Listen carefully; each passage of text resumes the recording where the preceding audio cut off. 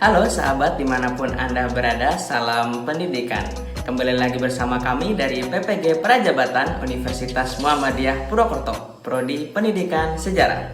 Dalam video kali ini kami akan mereview video hasil diskusi dari kelompok 4 pada topik kelima mata kuliah perancang dan pengembangan kurikulum, yakni pada pembahasan tahapan inti pada UBD.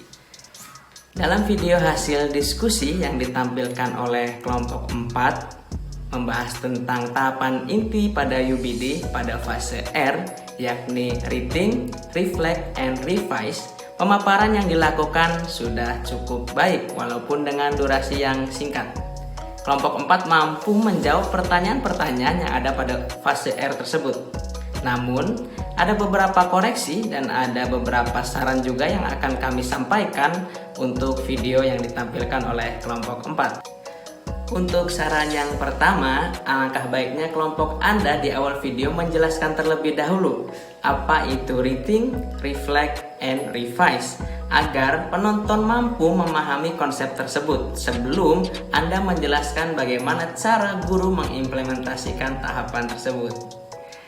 Baik, untuk saran ataupun koreksi yang kedua bagi kelompok 4 dari kelompok kami, pada tahapan reading ini kelompok 4 sudah menyampaikan 3 langkah, yakni yang pertama, guru memberikan pertanyaan pematik tentang ide-ide penting yang sudah peserta didik dapatkan.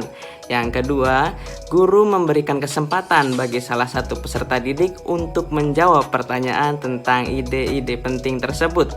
Yang ketiga, guru memberikan pertanyaan bagi peserta didik lain yang tidak menjawab untuk mendengarkan serta menelaah jawaban dari temannya dan memberikan pembenaran serta penguatan terhadap umpan balik yang telah dilakukan pada ide-ide penting tersebut. Nah, untuk pada tahap reading ini, berdasarkan sumber yang kelompok kami baca, ini sebenarnya ada 6 langkah yang dapat dilakukan oleh guru untuk memandu peserta didik memikirkan kembali ide-ide penting tersebut, seperti yang kami tampilkan pada slide di video ini. Nah, jadi menurut kelompok kami, alangkah baiknya kelompok 4 ini dapat menambahkan terkait bagaimana guru memandu peserta didik untuk memikirkan kembali materi yang diajarkan sesuai dengan 6 langkah yang ada pada slide presentasi kami ini, agar orang lain lebih mudah untuk memahaminya.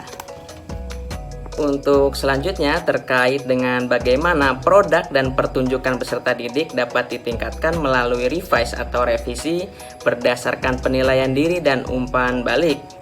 Pada kelompok 4 ini sudah menyampaikan bahwa untuk dapat meningkatkan produk dapat dilakukan dengan memberikan contoh lebih baik dari yang dimiliki peserta didik. Namun pada kelompok 4 ini belum menyampaikan terkait dengan bagaimana peserta didik tersebut melakukan revisi atas produk yang dihasilkan. Nah, jadi menurut kelompok kami, sebelum peserta didik melakukan revisi atas produknya, guru dapat memberikan kesempatan kepada peserta didik untuk melakukan penilaian diri atas produk yang dihasilkan. Guru juga memberikan umpan balik positif atas produk yang dihasilkan. Setelah mendapatkan nilai dan umpan balik, peserta didik dapat melakukan revisi atas bimbingan guru tersebut. Nah, untuk langkah-langkahnya silakan bisa disimak di slide video ini.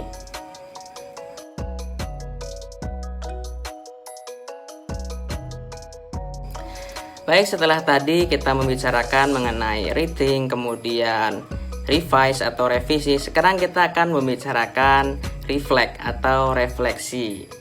Dalam video yang sudah ditampilkan oleh kelompok 4, sudah dipaparkan bahwasanya bagaimana sih cara untuk mendorong peserta didik supaya bisa merenungkan pembelajarannya. Namun menurut kelompok kami di sini ada yang terlewat, yakni tentang bagaimana cara membangun kedekatan dengan peserta didik. Karena kedekatan dengan peserta didik ini bisa dibangun dengan kedekatan secara lahir maupun batin.